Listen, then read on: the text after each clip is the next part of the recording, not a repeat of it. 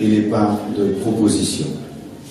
Derrière le second voile se trouvait la partie du tabernacle appelée le Saint des Saints, renfermant l'autel d'or pour les parfums et l'arche de l'Alliance entièrement recouverte d'or. Il y avait dans l'arche un vase d'or contenant la manne, la verge d'Aaron qui avait fleuri et les tables de l'Alliance. Au-dessus de l'arche étaient les chérubins de la gloire, couvrant de leur ombre le propitiatoire. Ce n'est pas le moment de parler en détail là-dessus. Or, ces choses étaient ainsi disposées.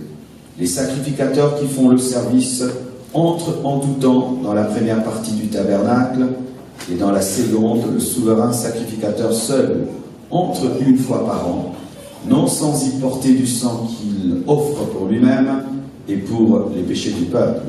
Le Saint-Esprit montrait par là que le chemin du lieu très saint n'était pas encore ouvert tant que le premier tabernacle subsistait. Que Dieu bénisse sa parole. On va y aller directement. Asseyez-vous.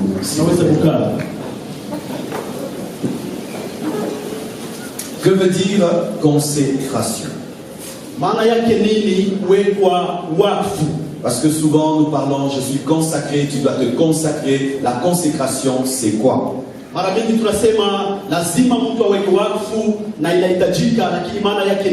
Selon Exode 13, verset 12, la consécration, c'est le fait d'appartenir totalement à Jésus-Christ.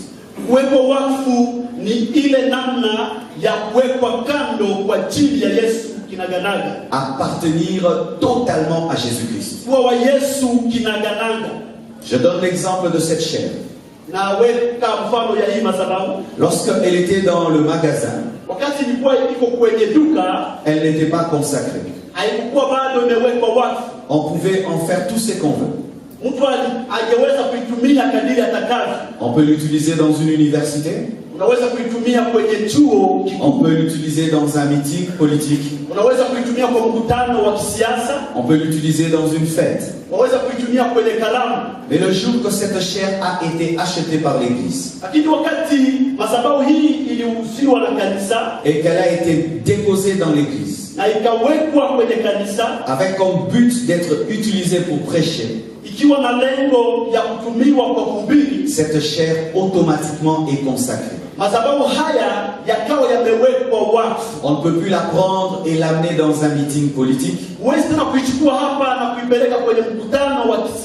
peut plus la prendre et l'amener dans une université. Parce qu'elle est consacrée pour l'évangile. Lorsqu'une personne est consacrée, il en est de même. Lorsque tu étais païen, tu étais comme cette chair dans une boutique. On pouvait faire de toi tout ce qu'on voulait. Le diable peut t'utiliser. Les sorciers peuvent t'utiliser. Le monde peut t'utiliser. Et tu peux faire de ta vie ce que tu veux. Tu peux décider comme tu veux. Tu es consacré à Dieu. Et tu ne peux plus faire ce que tu veux. Parce que celui qui te sauve n'est pas seulement celui qui te sauve. Il est aussi celui qui te dirige. Et il est ton maître. Tu lui appartiens à lui seul. À lui seul. Et la pensée que j'aimerais que vous ayez dans le domaine de la consécration, c'est le mariage. Lorsque une femme est célibataire, tout le monde peut venir lui dire je t'aime, je t'aime, je t'aime. Mais une fois qu'elle est mariée, qu'un homme l'a dotée, que l'homme l'a épousée, automatiquement elle est consacrée à cet homme. Le jour que tu t'es converti, tu es devenue l'épouse de Jésus. et tu lui appartiens totalement. Et il ne peut pas te partager avec le diable, avec le monde, avec le péché. Alléluia. Amen. L'autre image que tu dois avoir de la consécration, c'est l'offrande. Les offrandes que vous avez données aujourd'hui. Une fois que tu as pris $50 et tu as mis dans le panier, ces $50 sont consacrés. Ça ne peut pas aller dans un bar, aller dans une boîte de nuit. Ça ne peut travailler que pour l'évangélisation. Et malheur à tous les serviteurs de Dieu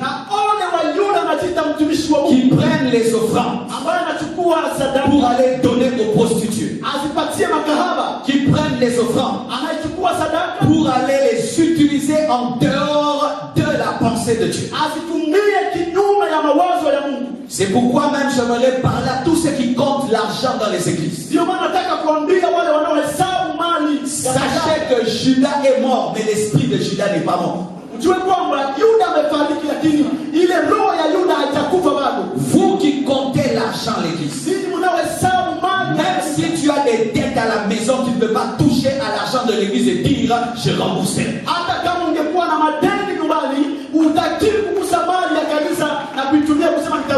Vous qui tenez les paniers des offrandes, jamais tu ne peux prendre l'argent que quelqu'un a donné à Dieu et toi tu vas t'acheter des mèches.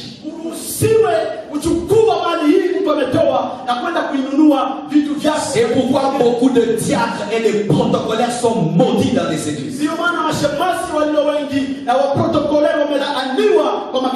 que quand je prends $50 et je mets dans le panier, cet argent appartient à Dieu.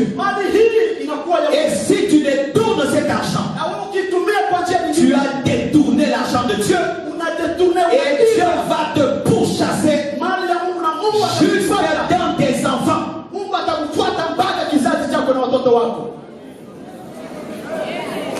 Écoutez ceci. Si vous comptez l'argent à l'église et vous avez l'esprit de vol et de cupidité, vous et vos enfants, vous serez maudits génération après génération, parce que Dieu poursuivra ce qui est à lui.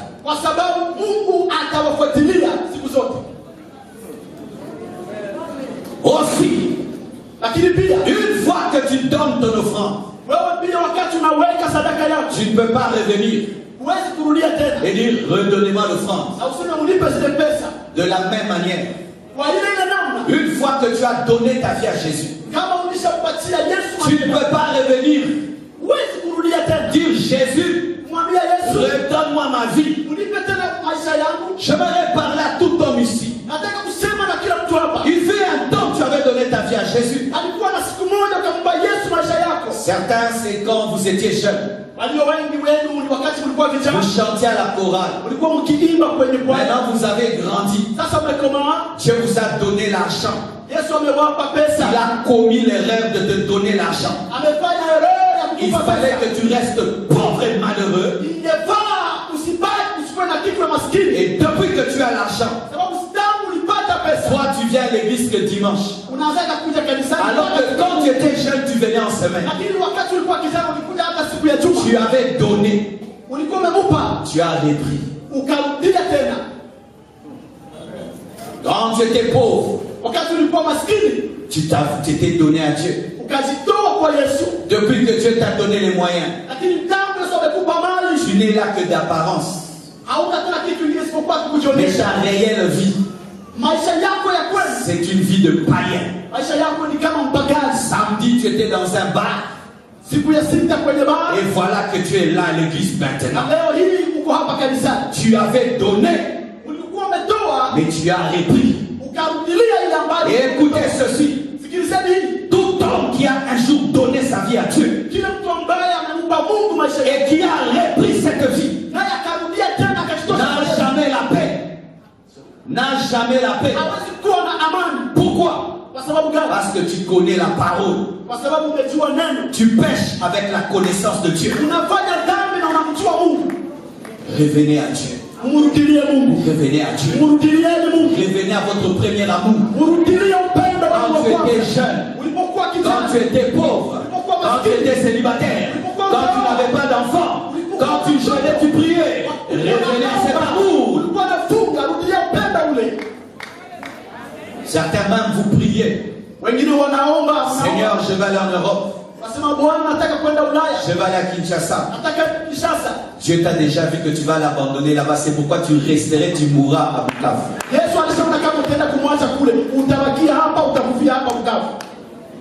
Combien de gens, lorsqu'ils voyagent en Europe, Watu wangapi wakati wanafanya safari Ulaya? ils oublient le Dieu de leur jeunesse. Wanasahau Mungu alimtumikia wakati wako vijana. Combien criaient Dieu quand ils étaient dans les provinces? Wangapi wakati wako kwenye majimbo walimogopa Une Bwana? fois qu'ils arrivent à Kinshasa, Wakifika kwa mji wa Kinshasa, ils veulent être plus quinois que les Quinois. wanataka kuwa zaidi ya Wakinwa. Wanakuwa Kinwa plus que Wakinwa. Alléluia. J'aimerais entrer maintenant en profondeur. Nataka kuingia kindani. Dis à ton voisin, il y a des niveaux. Ambia ndugu yako kuna madaraja. Dis, il y a des niveaux. Ambia kuna madaraja. Dans la consécration, il y a des dimensions. Katika kuwekwa wakfu kunakuwa na daraja mbalimbali. Lorsque nous lisons la parole de Dieu au sujet du tabernacle, Tunaposoma neno la Mungu kuhusu hema ya kusanyiko, le tabernacle c'était une tente portative qui permettait à Dieu de se révéler au milieu d'Israël dans le désert. ile ilikuwa hema ambao watu walikusanyika ndani na walitembea nayo. Ilikuwa alama ya kwamba Mungu yuko pamoja na watu wake. Et cette tente était divisée en 3 parties. Hema hili lilikuwa na nafasi tatu. Il y avait le parvis. Alikuwa ile nafasi ya patakatifu. Non, parvis. Nafasi ya huwa Dehors. au nje yake. Le parvis, Ile nje, nafasi ya kwanza, le lieu saint nafasi takatifu, et le lieu très saint. lakini pia kulikuwa mahali patakatifu pa patakatifu. Au niveau du parvis, Mahali pa kuingililia il y avait beaucoup de gens. palikuwa watu wengi. Il y avait des animaux Alikuwa na vitu vingi, wanyama qui devaient être offerts. ambao walitakiwa kutolewa, Il y avait beaucoup de bruit. na palikuwa na sauti ya kutosha, Et il y avait la lumière du soleil qui éclairait le parvis. na palikuwa na mwangaza wa jua uliangaza nafasi ile. Et puis il y avait le lieu saint. Lakini kulikuwa nafasi takatifu, Là, il n'y avait pas beaucoup de gens. hapakukuwa na watu wengi, Seulement les sacrificateurs y entraient. lakini ni kuhani peke yao waliingia. Et il y avait le lieu très saint. Lakini kulikuwa pia nafasi ilikuwa patakatifu patakatifu. Là, il n'y avait que le souverain sacrificateur qui entrait une fois par an. Ni kuhani mkubwa peke yake tu aliingia mara moja kwa mwaka. Le parvis nous enseigne qu'il y a plusieurs niveaux de consécration. Alafu hii nafasi ya nje inatueleza kwamba kuna namna mbalimbali za kuwekwa wakfu. Plutôt, le tabernacle nous enseigne qu'il y a plusieurs niveaux de sanctification. Au tuseme hema inaonyesha kwamba kuna daraja mbalimbali katika utakaso. Il y a un niveau de consécration qui est basique, normal. Daraja ya kwanza ni ile kutakaswa kwa kawaida. Et il y a un autre niveau qui devient encore profond. Panakuwa utakaso mwingine ambao unakuwa wa kindani. Il y a encore un autre qui est davantage profond. Na inakuwa nyingine ambayo inakuwa zaidi ndani. Qu'est-ce que la consécration du parvis? Ile utakaso au kuwekwa wakfu katika nafasi ile ya mbele ya nje, C'est ceci, ici. hii tunaiona hapa. Tous ces gens qui sont ici. Watu wote tunawaona hapa. Ici, personne n'insulte. Hapa hakuna mtu anaweza kumtukana mwingine. Personne n'est en train de fumer. Hakuna mtu anavuta sigara. Personne ne commet l'impudicité maintenant. Hapana mtu anafanya uchafu wa zina. Tout le monde est assis, Kila mtu anakaa comme des saints. kama watakatifu.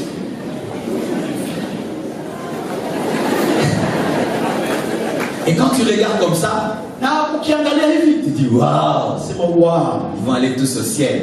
watu wote wataenda mbinguni. Est-ce que c'est vrai? Je, ni kweli? Est-ce que c'est vrai? Je, ni kweli?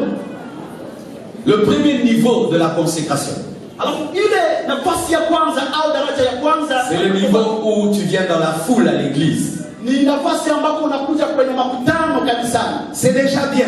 ni mzuri. Au lieu de rester à la maison, toi au moins tu es venu à l'église. Kuliko kubaki nyumbani umeamua kwenda kanisani. Au lieu d'être dans la maison d'un féticheur, tu es venu à l'église. Kuliko kubaki kwa nyumba ya mfumu ukakuja kanisani. C'est déjà bien. Hii ni mzuri. Mais c'était un bas niveau. Lakini ngali nafasi ya chini. Un bas niveau. Daraja ya chini. Et ce qui est malheureux, na ile ambayo inaleta hofu, il y a des gens qui meurent à ce niveau-ci. Pana watu wanakufa wakiwa kwa daraja hili ya chini. Ils aiment dire ceci. Wanataka kusema hivi. Tu te dis, est-ce que tu connais Jésus? Ukimuuliza, je, unamjua Yesu? Il te répond, anakujibu, dimanche je pars à l'église. Ninaendaka kanisani siku ya Mungu. Dimanche, aller à l'église dimanche et connaître Jésus, c'est deux choses différentes. Kwenda kanisani siku ya Mungu na kumjua Mungu ndiko vitu viwili tofauti. Il y a des gens, c'est aujourd'hui, pana watu ambao leo qu'il a pris sa Bible. Amechukua Biblia yake. Sa Bible, il apprend que dimanche. Biblia yake ni ya dimanche. Il la laisse là. Anaiacha hapa toute la semaine. Na juma inaisha. Et dimanche. Na tena dimanche. Anarekupere. Anapanguza mtu. Il va à l'église. Anaenda kanisani. Et quand il vient à l'église, na anapoingia kanisani, comme il lit jamais la Bible, kwa sababu asomake Biblia, quand on donne les versets, wanapopana mavesi, il les trouve jamais. Hawezi kupata andiko katika Biblia. Quand on dit Néhémie, wakisema Nehemia, est-ce que Néhémie anakuwa kwa derrière? Sio yake yule. Nehemia seula, est-ce qu'il se retrouve comme ça? Anatoka hii masiku mu Bible. Est-ce que c'est maintenant qu'il est apparu dans la Bible? Simuone Néhémie. Je ne le vois pas ce Nehemia dans la Bible. Dis à ton voisin parvis. Ambia ndugu yako parvis. Ajoute bas niveau. Mwambie daraja ya chini. Tu peux être ici calme comme tout. Unaweza kuwa kimya hapa sawa kila mtu. Ça ne veut rien dire. Haisemi kitu. Tu peux être bien habillé ce matin. Unaweza kuwa umevaa vizuri asubuhi. Ça ne veut rien dire. Haisemi kitu. Parce qu'il y a des gens qui portent les mini du lundi au samedi, dimanche, long rang. Sababu watu ambao wanavaa mini siku baada ya siku ya Mungu anaweza kuvaa marobe ndefu. Il y a des gens qui tabassent leurs femmes samedi. Wanapiga wake zao siku ya sita. Dimanche vient à l'église. Dimanche wanakuja kanisani. Alléluia. Tu fais des aventures, tu es un aventurier, tu es un aventurier. Uko aventurier. Cheza. Le parvis ne veut rien dire. Ce n'est qu'un début, mais ce n'est rien. Nafasi ya watu wote haitasema kitu, haitoshi. Mais ce qui est malheureux, c'est qu'il y a des gens qui croient que comme ils sont là dimanche, tout est accompli, ils iront au ciel. Non, l'église n'amène personne au ciel. C'est Jésus qui amène au ciel. Wanafikiri ya kwamba kuingia siku ya Mungu inatosha. Wanafikiri kanisa itaomba mbinguni, lakini kanisa haiwezi kupeleka mtu mbinguni. Premier niveau de parvis. Nafasi ya kwanza, daraja ya kwanza. Et puis tu évolues. Hii nafasi ya mbele, lakini il y a une autre pièce qu'on appelle lieu saint. Panakuwa chumba kingine inaitwa nafasi takatifu. Là il y a un groupe seulement. Panakuwa kundi fulani. Des lévites, des sacrificateurs. Walawi wa kuhani qui mangent le pain de proposition. Wale ambao wanatumia mkate ya kutolewa. Qui allument le chandelier. Wale ndio wanawasha zile taa. Qui offrent le parfum. Wao ndio wanaweka ile mafuta mbele za Mungu. Ils ne sont pas avec ceux qui sont dans le parvis. Hawako pamoja na hao wenye kuwa nje. Ils sont différents. Wanakuwa tofauti, mais ils sont nombreux. Lakini wanakuwa wengi dans leur consécration. Katika kuwekwa wakfu. C'est le deuxième niveau. Ile ndilo daraja ya pili. Où tu quittes le niveau de venir dimanche à l'église. Ni nafasi ambako mtu anaacha kuwa anaingia kanisani. Maintenant tu commences à faire quelque chose à l'église. Ni wakati mtu anaanza kufanya kazi fulani katika kanisa. Tu entres dans le protocole. Unaingia kwenye mashemasi tuseme. Tu entres à la chorale. Unaingia kwenye kwaya. Tu es dans l'intercession. Unakuwa kwenye kikundi cha waombezi. Tu es ancien à l'église. Ancien. Unakuwa mzee wa kanisa. Tu es diacre. Unakuwa shemasi. Tu as une responsabilité. Unakuwa na jukumu fulani. Tu es dans un groupe. Unakuwa kwenye kundi fulani. Mais sachez lakini mjue que ça aussi hata ile c'est rien. Haijakuwa kitu. Parce qu'ils peuvent bien s'habiller comme ça. Sababu wanaweza kuvaa vizuri hivi. Bien chanter comme ça. Kuimba vizuri hivi. Mais à la maison. Lakini nyumbani. Les impolis.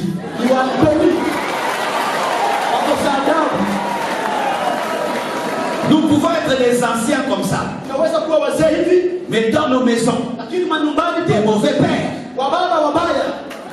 Bien vous comme baba bien, mais des mines, pas de vous êtes des bons pères, hein, mais les autres. Pas de les autres. Avoir une responsabilité dans l'église ne sauve personne. Kuwa na jukumu fulani kanisani haimwokoi mtu. Être dans un département, l'église ne sauve pas. Kuwa kwa kikundi fulani kanisani haiwezi kuokoa. Car il est possible d'être dans un département, mais d'être un païen et d'être un charnel. Inawezekana mtu kwa kundi kanisani lakini upagani mtu wa mwili kabisa. Moi, je suis passé dans tout cela et j'ai vu ce qui se passe dans les églises. Mimi nimepita katika yote ile na nikaona nini inafanyika kanisani. J'étais à la chorale. Ilikuwa mwimbaji. Les gens se battent pour avoir le micro. Watu wanagombanaka kwa kupata mikro. Pour avoir le micro. Kupata tu mikro. Utaimba, wewe utaimba, mimi nitaimba, utaimba. Au utaimba, au kauimbe. Ni Mungu njoo, mwenye kujionyesha, kujionyesha. Kama la main que je parle. Sema amen ni kwamba niseme. Écoutez chorale. Si vous êtes assis chorale, Kama mko kwa sita, on dit que 3 chorales ne vont pas chanter. waamue kama kwa tatu asitaimba. Ça va vous faire quoi? Utafanya nini? Tasirika. Ça va fâcher. Que y a Kimino. Est-ce qu'on est venu pour eux? Est-ce que tu tu là? Mais pourquoi vous êtes fâchés? Sasa unasikia tu ya nini? On est venu vous voir. Ulikuja kuonekana? Mais pourquoi vous serez fâchés? Sasa unasikia tu ya nini? La chair, l'orgueil, Mwili kiburi. la rivalité, Ile kuona vitu vya la chini. compétition. Unataka kufanya Venir dans l'église se mashindano. faire voir. Unataka watu wengine wakuone.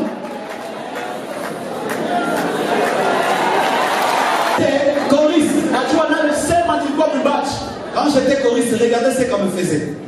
Kama nilipokuwa mwimbaji angalia kitu walikuwa wanatufanya. J'étais court. Nilikuwa mfupi. Alors si quelqu'un ne veut pas que je chante, Kama mtu hataki niimbe, on chantait à 2 sur un micro. wanaimbia wawili kwa mikro moja. Maintenant, lui, s'il est long, Kama yuko mrefu, il prend le micro, il le met très haut là. anaipandisha sana mikro. Maintenant, moi, je vais chanter comme ça. Kwanza haleluya. Mais il dit, choriste, est-ce que ça, c'est être choriste? Est-ce que tu as mwimbaji ile?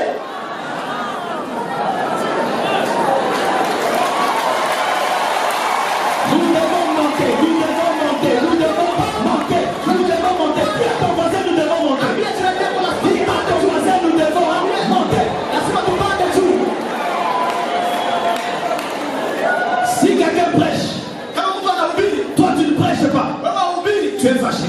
unakasirika. Si quelqu'un prêche, Kama mtu anahubiri, Dieu l'utilise plus que toi, Mungu anakutumia tu kuliko es wewe. fâché. C'est la chair. Ile ni mwili kabisa. Ndio. Là on sert Dieu.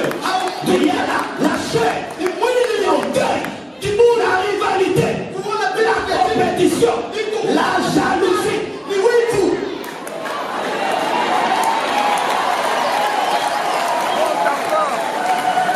Mais où? Dans les choses de Dieu. Lakini ni wapi katika mambo ya Mungu? Ati ndugu Le zangu, diable nous ment. ibilisi anatudanganya. En nous amenant nous attacher à ce que nous faisons, Anaacha tujifungie kwa ile tunafanya au lieu que nous sommes nous attachés à Jésus. kuliko tujue tunafungiwa kwa Yesu. Que je prêche, que je ne prêche pas. Nihubiri au nisihubiri, Si Dieu t'utilise, kama Mungu anakutumia, je suis content. ninafurahi. C'est le royaume de Dieu qui avance. Ni ufalme wa Mungu Que unaendelea. je chante, que je chante pas. Niimbe wala nisiimbe, Si quand tu vas chanter, kama utaimba la présence de Dieu va descendre. na upako wa Mungu, Je suis content. C'est nitafurahi. la présence de mon Père. Sababu uwepo Si Dieu t'élève, kama Mungu je anaimba, suis content. nitafurahi. Parce que nous sommes dans une même famille, nous sommes dans un même corps. Qui a porté 2 montres ce matin? Nani alivaa saa mbili leo? Hakuna Chevoté. Nous tous, il Bon, fait montre. regardez, ma main gauche a porté ma montre. Kama mambo wa gosha anakamata montre yangu Et la main droite a touché le micro. na mkono wa kuume unakamata mikro, Est-ce qu'il y a jalousie? utakuwa na wivu. Pourquoi? Sababu gani? Lorsque je mets la montre au niveau de ma main gauche, Ikiweka saa yangu kwa mkono wa kushoto, tu sens que la main droite est fière. unasikia mkono wa kuume unakuwa na Elle fiera. entre dans la poche. Unaingia. Et quand Dieu t'élève, t'es béni. Ma main entre dans la poche. Quand Dieu t'élève, ma main entre dans la poche. Pourquoi? Ce qui t'arrive m'arrive.